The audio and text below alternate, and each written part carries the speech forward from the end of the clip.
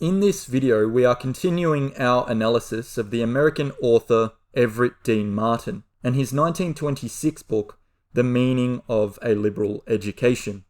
The primary reason I am making numerous videos on this book, and will also do the same when I review my copy of his earlier crowd psychology work, is because there are very few videos, if any, reviewing his work, and in my opinion that is a travesty and needs to be rectified. Martin was a thinker whose work ought to be better known, and thus it is my intention to spread the word about his prescient writings, especially in a time of dire need such as now. So henceforth we will proceed with the review. As the name of the video suggests, within the chapter in question, Martin discusses the educational value of doubt, an understanding of the value of questioning, which, whilst it sounds simple, few people seem to actually possess. Otherwise, why would he write a book about it, and why would the book seem so prophetic and accurate? He argues for people to approach their worldview fluidly rather than rigidly. Not to say that you can never have strong convictions or values, just to have you admit to yourself that you're not infallible. He even goes so far as to say that occasional humour about supposedly serious things allows you to see the absurdity of thinking in an algorithmic loop. Therefore, the NPC or non-playable character meme, which pokes fun at mental and intellectual rigidity, is not only humorous but actually necessary. If you as an individual are willingly and honestly self-reflecting, critiquing, and refining your worldview with regularity, then you possess a mind that Martin would endorse. As the allegory of Plato's cave suggests, the premise of making the upward journey out of darkness and into light is analogous to the journey of developing one's education. Whoever would dare face the light must first turn his back on the crowd and its shadows. He must climb into another world of values. Once he is educated, man begins to think differently. His beliefs are different from those of the herd. He is being set free from its delusions, even from what it holds to be important. This is not because he wishes to be aloof or superior, but because he is gaining a different conception of what believing actually is. He sees the world with new eyes. He has a new approach to things in general, new habits of judging. He is beginning to form his own judgments. And thus to judge is to weigh up, to consider, to question, to seek evidence, and to doubt. Common men cherish their naive faiths and ask no questions. They resent a wisdom which is different from their own, that may serve to unsettle their beliefs. Ultimately, Martin would argue that it is important to never become too attached to your beliefs or worldview, and to instead treat it as malleable clay, perhaps in fact as a separate organism itself that we merely adopt, something alive, living, breathing, and forever growing, as we ourselves may grow. What the multitude most fears about education is the danger that the crowd's faith will be lost in the process, thus exposing a widespread ignorance which the masses seek to avoid at all costs. The reaction is understandable, however. The complete shattering of one's beliefs can be traumatic for some, no matter how dogmatic they may be. But in truth, old beliefs will be challenged and lost, and they should be. The fear against free thought and education first appears in consciousness as someone who demonstrates apparent concern for the spiritual and mental welfare of the person being educated. Those who are institutionalized and still trapped within the bounds of their own mental prison may express worry or anxiety. This is because education is actually a menace to the hive mind and to the phenomenon of herd living and thinking. The herd hates it when you dare to leave it.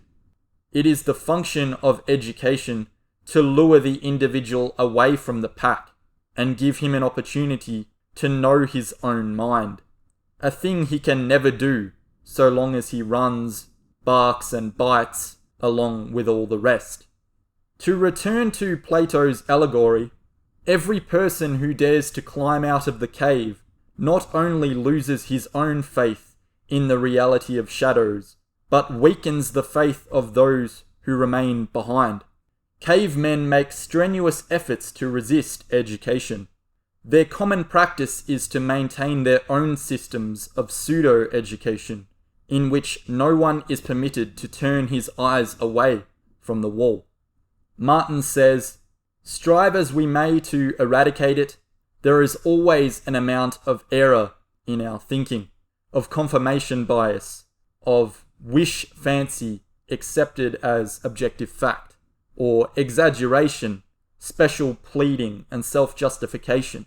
Many of our beliefs are not founded in reason at all, but are demanded by some unconscious and repressed impulse in our nature. Men make a virtue of their faith, when in fact they are victims of it. They can no more help believing certain things than a neurotic can stop a compulsive habit." It was the controversial German philosopher Friedrich Nietzsche who famously uttered the words, "A casual stroll through a lunatic asylum shows that faith does not prove anything." It is said that it is easy to doubt, and that to believe is an accomplishment. According to Martin, however, that is not the case. It is easier to blindly believe than to doubt. The burden of skepticism for Nietzsche was especially heavy, given that he recognized the magnitude of his claims against the dogma of Christian religion. He knew his insistence that God is dead and we have killed him would prove enormously impactful upon the culture and the generations to follow, solidifying his assertions on nihilism and shattering the spiritual knowledge in the world of the time. Yet Nietzsche thought it is more noble to doubt than to believe, for to doubt is often to take sides with facts against oneself. He also went so far as to assert that to have faith means to not want to know what is true. Yet Nietzsche was not anti-religion as such. He was a religious thinker in the sense that he adopted Schopenhauer's analysis of religion as a necessary intellectual construction that addresses the existential problems of pain and death, and gives authority to community-creating ethos. It could be said, then, that religion is a Platonic noble lie. Yet, just as God cannot be proven, he cannot be unproven either. As man has become more rational in his perspective, he has become scrupulous in the avoidance of error. Yet in the pursuit of knowledge, he who strives to do his own thinking must accept responsibility for himself. He must accept that he will make mistakes. He may end in total failure. He must take his chances and be willing to pay the cost of his adventure. When Martin uses the term doubt, there is context attached to it. He does not mean playing it safe or always being on guard against the possibility of error, but that one should learn to hold all of one's beliefs with a half-amused light-heartedness. Martin claims that most people's minds are weighed down with the seriousness of their convictions. He says, "Why not enjoy the humour of the situation? Our great truths may all the while be spoofing us. It will do no harm to give them a sly wink now and then." From time to time, it is surely healthy to be able to laugh at oneself, laugh at one's beliefs, or laugh at the absurdity of the world we live in. The masses, however, have no sense of humour. It is very difficult to educate solemn and opinionated people. If a student is to really be open-minded and learn properly, then he must be willing to change his initial outlook, unlearn any dogmas, and re-examine his idealism. It must be said, however, that not all skepticism has educational value. There is the kind of doubting which is merely the negative response of someone who refuses to be taught, or someone who is willfully ignorant. The refusal of the incurious to examine disturbing or challenging evidence. Martin uses the analogy of people accepting one idea, taming it, and keeping it as a watchdog to frighten all other ideas away. This refusal to be convinced may appear to be skepticism, yet it is only stubbornness. Conversely, the skepticism which has value is that which leads one on to further study and investigation, and it is characterized by intellectual modesty. Uneducated people, ashamed of their ignorance, commit themselves hastily and cling to their commitments. For to change one's mind is to admit a mistake. Naturally, we like to feel vindicated as being correct and right. The ego becomes identified with certain convictions. We often feel personally attacked or injured if our convictions are subjected to criticism. We are not typically grateful to the person who points out our errors unless we have a sense of modesty and humility. If our education is to proceed in a positive direction, we must overcome our narcissistic delusion of infallibility. It is, after all, the egoism of the ignorant that keeps them ignorant.